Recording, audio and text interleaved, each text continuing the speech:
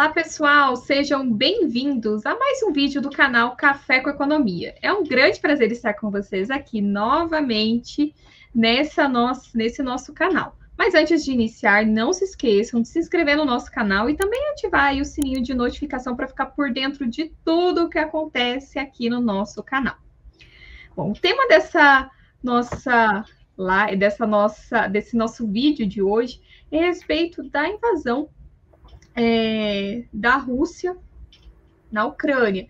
Então, a invasão da Ucrânia pela Rússia, né, e as sanções econômicas impostas pelas principais economias do mundo aos russos ligaram um alerta para mais uma crise mundial.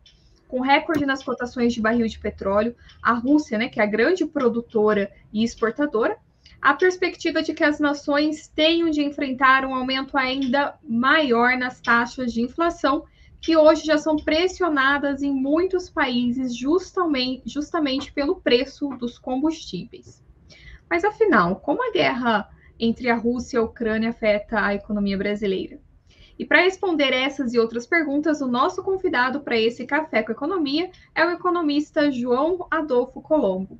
Muito obrigada, João, por você ter aceitado estar aqui conosco. Beleza, Laís. Eu estou sempre à disposição aí. É um prazer falar com vocês. Bom, João, então já começo aqui te perguntando como a guerra entre a Rússia e a Ucrânia afeta a economia brasileira. Bom, uma situação de guerra, com certeza, traz muitas coisas negativas, se não só negativas, né? Mas a verdade é que existem correlações entre fatores aí, variáveis, e pode ser que alguma coisa de positivo ou que tenda a valorizar um aspecto que favoreça esse ou aquele outro país, pode ser que aconteça, né? Então, a gente está aqui despretensiosamente para tentar fazer uma análise justamente dessas correlações aí.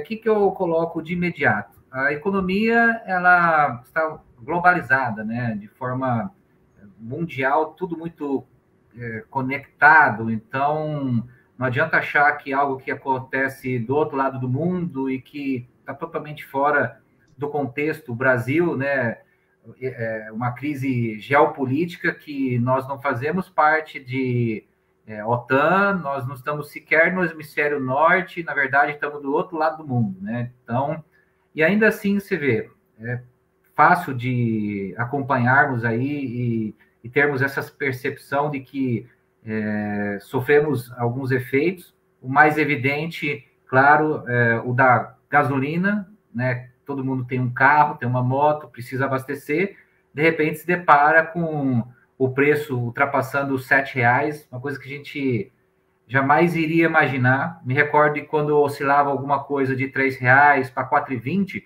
já era motivo de matéria, né? Eu, volta e meia, participo num programa ou outro e falava, nossa, mas aumentou tudo isso para R$4,40, onde é que isso vai? E, de repente, em alguns estados, passar de 8, né? E por que isso acontece também? Então, a gente queria fazer um apanhado geral, não só da Rússia, da Ucrânia, mas também a conjuntura interna nossa aqui. Bom, se o mundo é globalizado, uma coisa que tem livre mobilidade, em economia internacional, inclusive, se fala muito, né, da importância da livre mobilidade de recursos, seria capital e fator humano. A gente sabe que fator humano tem várias restrições, com questão de passaporte, as próprias limitações da cultura, da língua, já seriam por si só impeditivos, mas existem países como os Estados Unidos que chegam a fazer um muro, né, para barrar a questão de imigração. Mas, segundo a teoria, diz que só com a questão da livre mobilidade de capital que os países já tenderiam a se equalizar, né? Ele vê uma oportunidade, o dinheiro, o recurso, e ele acaba sendo transferido para essa outra nação de forma a realizar investimentos e na busca de melhores rentabilidades. Aí, por que eu estou colocando isso aí? Quando acontece a invasão, foi lá no dia 24 de fevereiro. O que é o primeiro impacto que a gente vê?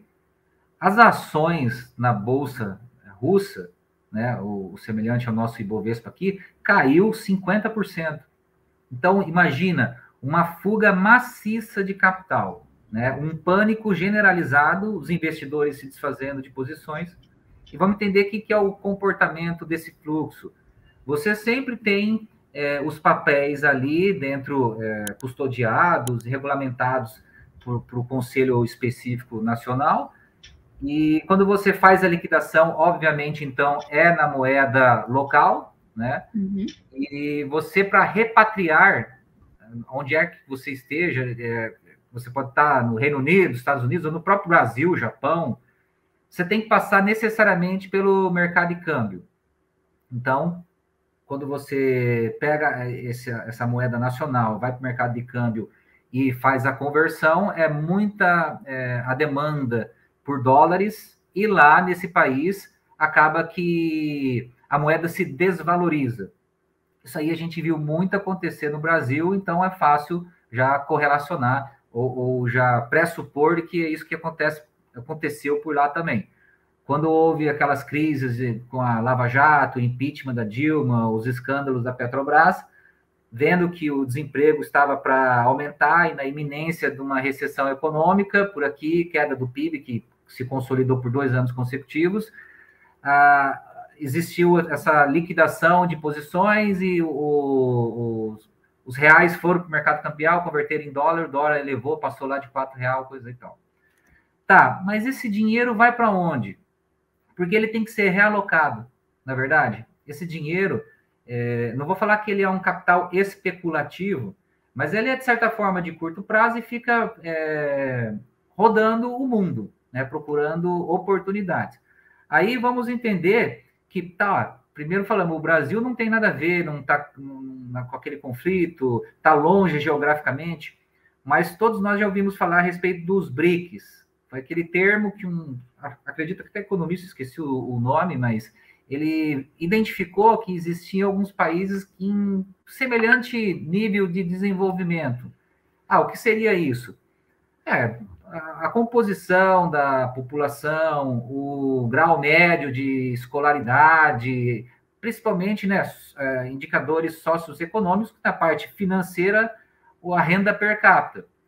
Então, a gente sabe que Rússia, China, Brasil, Índia e África do Sul estão muito semelhantes nesses aspectos, né? A gente retira, de repente, outros países aqui da América do Sul, da Ásia, enfim, e os próprios já desenvolvidos, Canadá, Estados Unidos e Europa. Então, existe esse estigma. E dentro dessa pizza, que seria os BRICS, o Brasil, ele representa uma fatia. E ele não é uma fatia assim tão grande, é 10%. Então, por aí a gente já consegue deduzir que, obviamente, a China é o maior pedaço, mas que a Rússia também, por toda a sua extensão, recursos naturais, a economia, deve ter algo que seja superior à proporção do Brasil.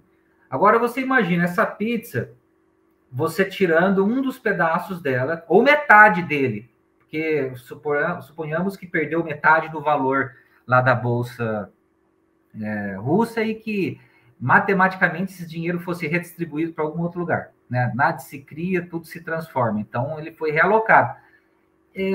Ao procurar algum ponto seguro, aí a gente se depara com a China, que é interessante, mas está vindo vários novos lockdowns, com um novo surto que está surgindo por lá. Eu acho que eles reteram tanto, foram tão disciplinados, e de repente parece que saíram ilesos. Agora, muita gente não pegou, diferente aqui no Brasil, que todo mundo acabou pegando, e a vacinação foi por conta da infecção, né? De repente, não é tão interessante. Vou para a África do Sul? Não sei. Mas na hora que eu vejo o Brasil longe desse conflito, da guerra, e com as commodities em alta, de repente pode ser, sim, a bola da vez. Nós, inclusive, temos aí um ministro da Fazenda que vem anunciando que existirão bilhões de dólares assinados, acordados, porque a frente que o Brasil vai fazer agora de desenvolvimento não é por meio do Estado, como os governos anteriores fizeram.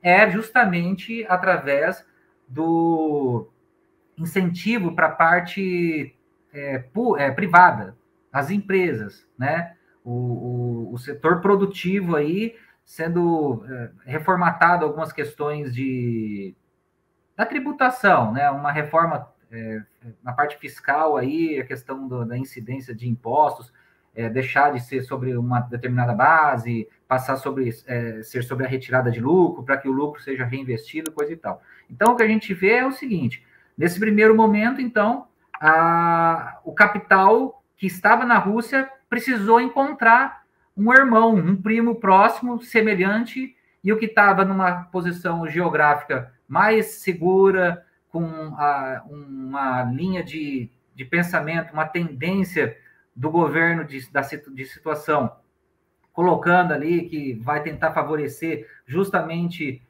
o viés privado, e com as commodities, justamente aquilo que nós exportamos em alta, obviamente, né? Então houve um fluxo para cá, e a gente pode constatar através do que, Laís? Do câmbio. Né? O dólar que estava em 5,75, num estalar de dedos, questão de 90 dias, foram 3 meses, ele caiu para 4,60, né? Hoje está aí na faixa de 4,70. A gente às vezes espera que, puxa, num conflito o dólar tende a subir, né? Uma guerra que pode virar uma guerra mundial, ninguém sabe qual é a proporção que pode tomar. Aí o que a moeda faz? Os recursos, o capital, ele busca portos seguros. E normalmente você ir para os Estados Unidos, para o Japão, ou para o dólar, para o ouro, não é o que a gente mais vê? Na verdade, não foi isso que a gente tem visto. O Brasil, inclusive, foi uma das moedas, se não a que mais se valorizou nesse ano. E em relação às commodities, o que a gente consegue pegar? Vamos retroagir naquele momento que estava um pouco estável e, de repente, deu uma estilingada para cima. E vou citar pelo ranking dos nossos produtos pela exportação, né? O que surte mais efeito na nossa balança comercial. Primeiro, minério de ferro. Era 85, preço referência, foi para 155, aumentou 82%. Soja, uma alta demanda. Para quê? Alimentação e também ração animal, de 840 para 1.680, aumentou 100%, dobrou de valor. Depois, petróleo, aí já influencia a questão da Rússia, de 65 para 108. Aumentou, então, ao preço de agora, 65%. Vou fazer um parênteses aqui. Nós sabemos que a Rússia ela não participa da OPEP, mas ela é uma das maiores produtoras, então ela consegue interferir. A partir do momento que ela sofre as sanções após a invasão da Ucrânia, automaticamente fica difícil fazer o escopo, a logística, a comercialização do petróleo russo. Não só isso, eles também fazem o refino, né, e combustível e gás. 40% da Europa sendo abastecida pelo gás russo. Então, o que isso trouxe? O aumento, né, dessas commodities, desses insumos, e, consequentemente, uma inflação generalizada a nível global, lá na Europa e todos os demais países, inclusive vindo para cá, que é o que eu já citei, o posto de combustível. Ali, voltando, então, ao nosso ranking. Em quarto lugar, o açúcar, de 10,40 para 20. Mais um parênteses aqui. Em questão ao combustível, nós sabemos que um percentual é misturado o álcool. E também temos, como alternativa, um álcool específico. Eu já trabalhei na Shell, se eu não me engano, o álcool hidratado, né, é aquele que a gente usa no veículo próprio para etanol, e o anidro é o que a gente mistura na gasolina. Se o açúcar se valorizou em 2 anos 92%, o que a gente tende a imaginar? Que fica interessante eu, com a cana-de-açúcar, as usinas produzirem, então, para finalidade de açúcar, não para combustível. Ou ele tem que acompanhar também. Ou, se ele é o peso relativo do preço do final da gasolina nossa aqui, acaba que pressiona para cima. Né? Inclusive, está bem alto, né, nessas últimas, vou colocar 2 semanas, porque é fim de safra. Então, a tendência é subir. Em quinto lugar, a carne, né? O boi gordo, preço de referência 90 para 140, mais 156. E veja, Laís, esses preços eu estou falando em dólar. Se você coloca em reais, que aconteceu aquela situação de sair também, há 2 anos atrás, 4,20, para hoje, 4,70, mas chegou a bater 5,85, 39%, né? E eu vejo assim, cá entre nós, economistas, de certa forma, talvez tenham errado na velocidade em que se passou a elevar a taxa Selic. Quando o IPCA começa a partir de 1,87, acho, ele veio caindo, deu até deflação uns 3 meses aí, no aquele furacão da pandemia, com tudo travado, não conseguiram vender nada, mas quando ele começa a retomar a alta, o Banco Central demorou demais. Daqui a pouco nós viramos o maior pagador de juro real negativo do mundo. E nunca foi assim, sempre foi o contrário. Sempre a nossa Selic era 14, enquanto a inflação estava em 9. Pagava 5% de juro real. E agora figurou juro negativo? Por isso que virou essa bagunça, essa volatilidade. O dólar subiu como todas as outras nações no meio da pandemia. Mas aqui subiu mais que proporcional.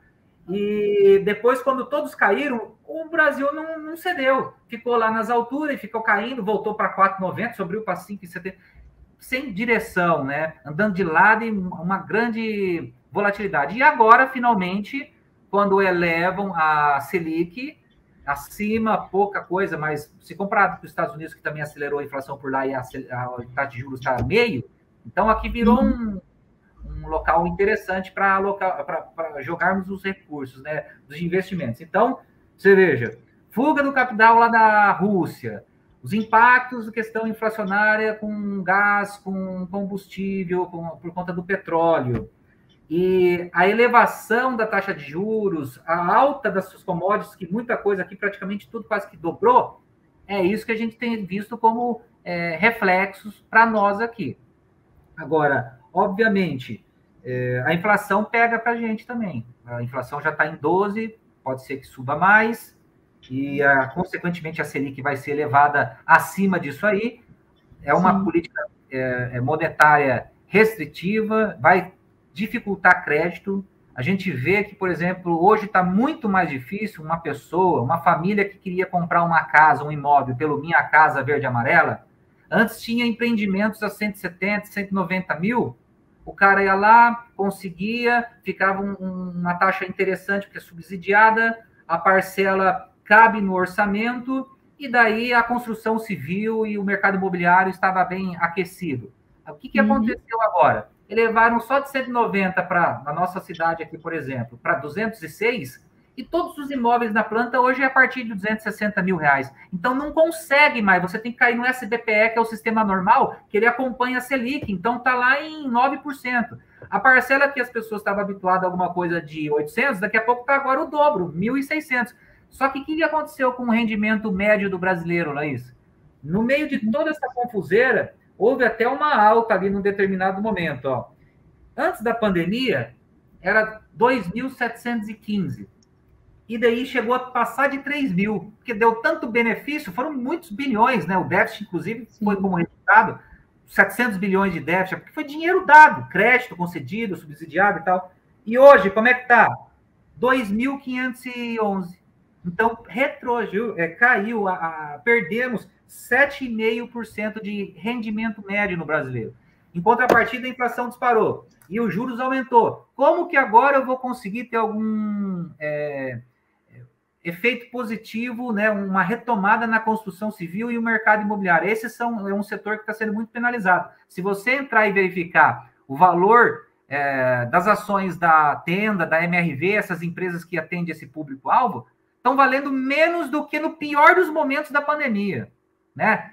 Muito desvalorizadas e os balanços registrando negativo. Então, a gente já começa a apontar o que está dando bom e o que está dando ruim. Está dando bom é aquele que exporta produto do agronegócio, né? Então, a agricultura, a pecuária no Brasil vai bem, obrigado. Aumentou o preço em dólar e o real também é desvalorizado. Eu recebo mais reais quando eu faço a conversão do dólar para reais. Esse aí vai poder comprar mais Hilux, os fazendeiros. Agora, mercado imobiliário complicou para as construtoras, para as imobiliárias, talvez menos negócio, porque dificulta a aprovação de crédito, e para as famílias. A gente tem ainda um grande déficit habitacional, tá? E por mais que o emprego tenha retomado, que a inflação alta, ela ajuda, ela favorece o emprego, principalmente no carteira assinada. Então a gente vê que o CAGED elevou muito, muitas contratações, estado positivo, só que o IBGE não mostra isso. O desemprego era 11, foi para 14, caiu para os mesmos 11 anterior à pandemia. Então não tem muito o que se comemorar ainda, tá? Por mais que tenha sido feito reformas até lá atrás, com o Temer, etc e tal, a gente ainda não está conseguindo voltar ao que era lá em 2015, que era a faixa de 6%, Laís. Isso, em 2015 foi mais ou menos isso, né? E o que mais que eu teria para colocar aqui? Bom, petróleo, de certa forma, em alta, favorece nós em algum sentido? Bom, estamos todo mundo pagando caro, mas a Petrobras é uma empresa mista, que quer queira, quer não, uma parte da composição acionária é do governo. Ele tem 50% daquilo que dá direito a voto, mas no contexto geral, União mais BNDES dá 1/3. E está tendo lucro, né? Foi um lucro recorde histórico, 106 bilhões de reais. Agora, há do que se comemorar com isso? Não muito, porque o lucro, então, 2/3 é investidor e a grande maioria é internacional. Estamos nós pagando um valor alto e estamos mandando dinheiro para fora. Bom, enfim, aqui ainda existem outras questões do Brasil que vem ocorrendo, de privatizações, mas vamos voltar ao assunto da pauta, que é a questão da guerra. O que é um outro fator aí que a gente vê que inflacionou muito? O milho, né? O trigo. O Brasil não é muito produtor de trigo, mas a Ucrânia é. Né? Então, uma última matéria que eu cheguei a gravar com uma repórter era a respeito do pão francês, que já estava R$ 20 o quilo. R$ 20 o quilo de pão, isso aí era o preço do quilo da carne. Pão francês, você pagava R$ 7 o quilo. Eu me lembro quando eu fazia a matéria, falando, puxa vida, aumentou de 7 para 9.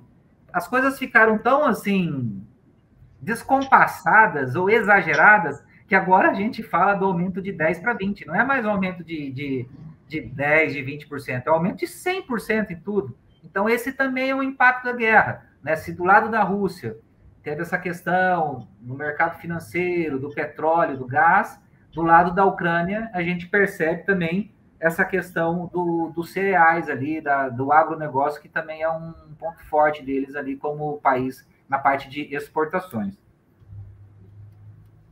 João, e para a gente fechar, você acha que o que a gente pode esperar então do futuro, né? Eu sei que está muito incerto, a gente não sabe ainda o que irá acontecer, quando essa guerra finalmente vai ter fim, se teremos uma terceira guerra mundial ou não, né? Porque ainda está tudo muito, muito incerto, né? Uhum. Mas o que nós vimos é que muitas famílias acabaram perdendo seu poder de compra, porque a nossa inflação está muito alta. Uhum. Apesar do desemprego ela ainda ter voltado para os níveis pré-pandemia, ainda assim a gente tem uma grande quantidade de desempregados. Mas, de certa forma, pelo que você colocou aqui para nós hoje, a economia está melhorando, está avançando, o nosso PIB está crescendo, né? Está tendo um crescimento da nossa economia. Mas o que a gente pode esperar? A gente podemos ter esperança de melhorar, de conseguirmos ir, por exemplo, nos supermercados e, né, não ficar tão insatisfeito chegando lá para comprar que seja verduras e com preço aí elevadíssimos, né? Uma carne, enfim, dá para ter esperança?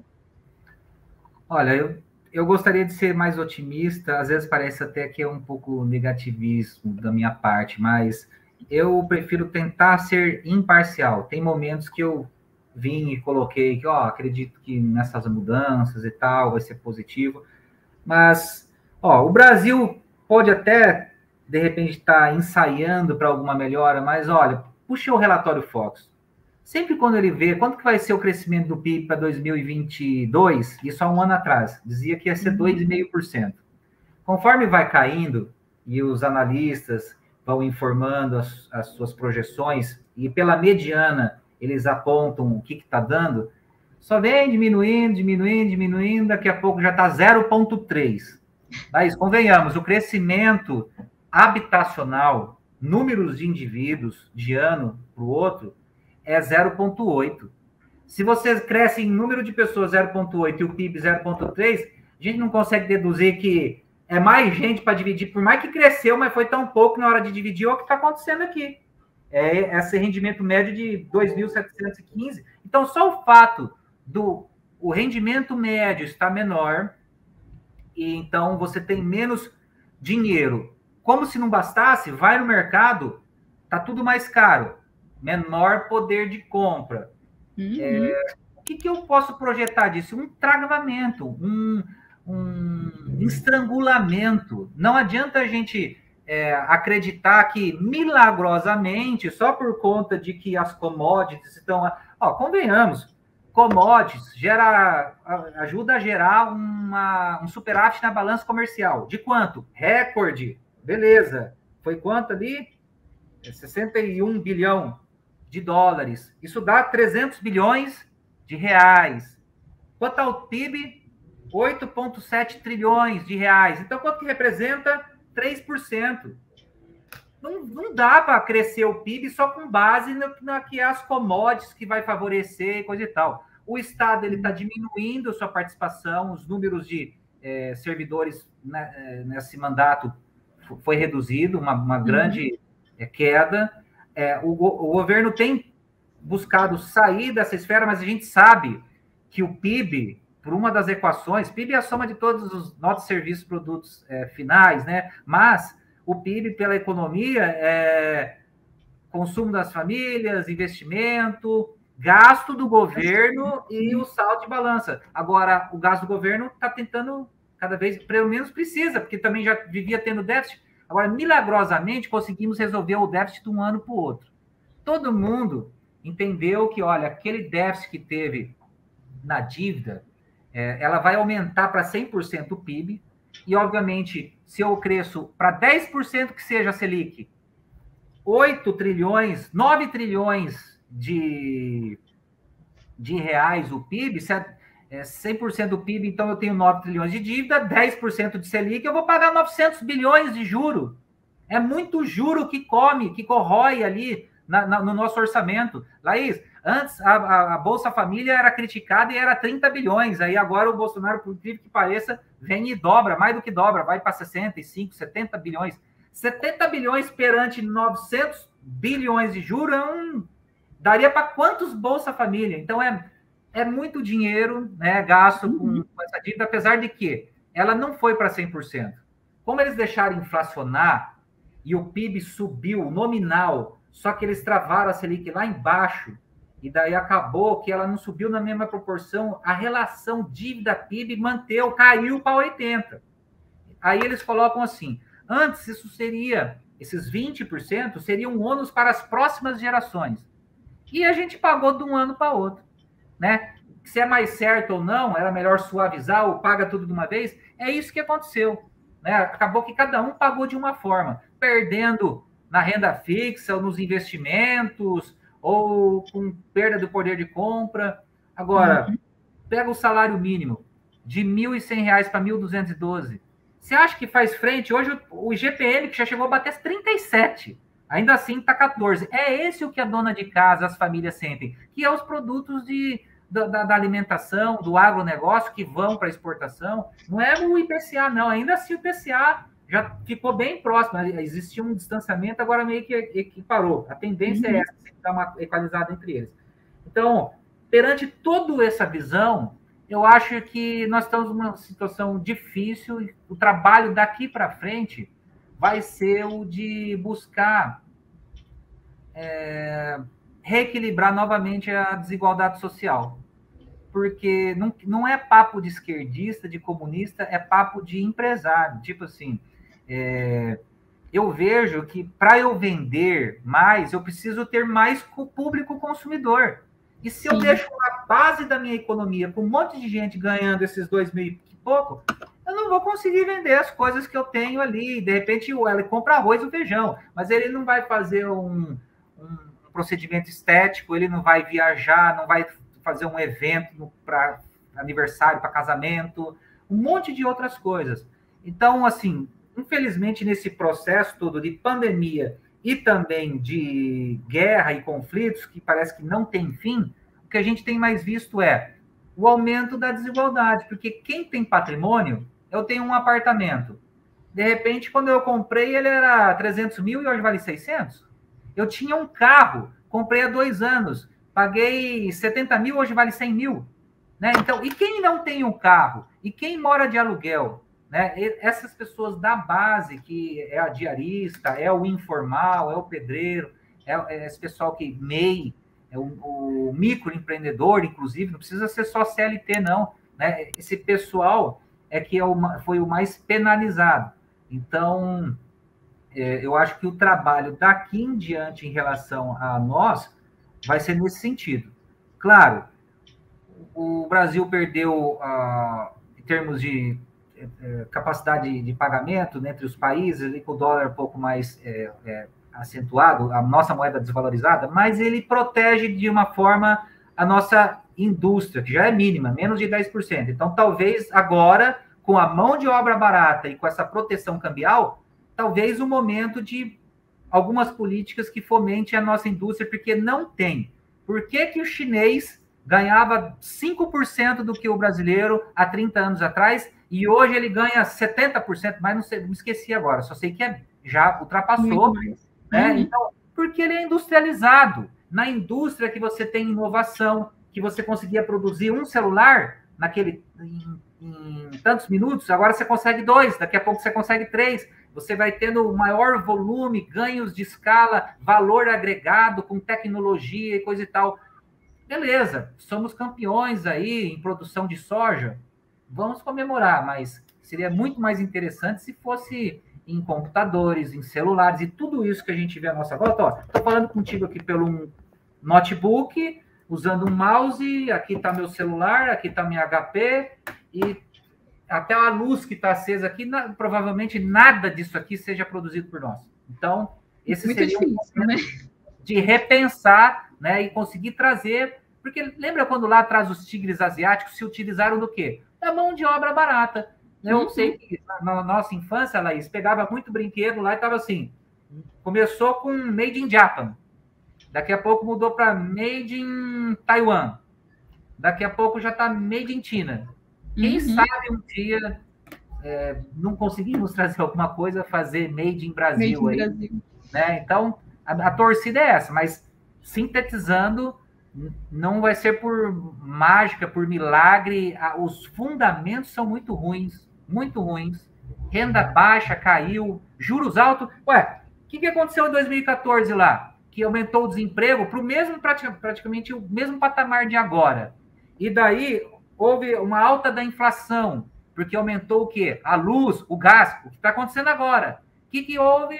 Também aumentaram a Selic, para conseguir contornar.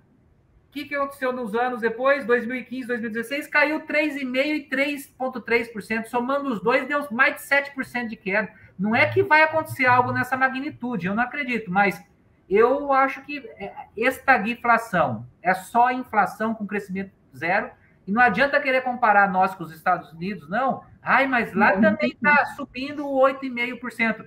Quanto que cresceu o último trimestre, Laís? Cresceu 6,9%. Nós estamos lascados aqui. O nosso cresce 1, os deles cresce 7. Eu ia estar nem aí. Pode inflacionar se está aumentando o meu ganho aqui também, tá bom. Sim, então, exatamente. É difícil. Nós estamos, não é de agora, não. Já estava difícil para o Brasil desde 2014. E é uma história sem fim. A gente vem se arrastando e agora ficou um pouco pior.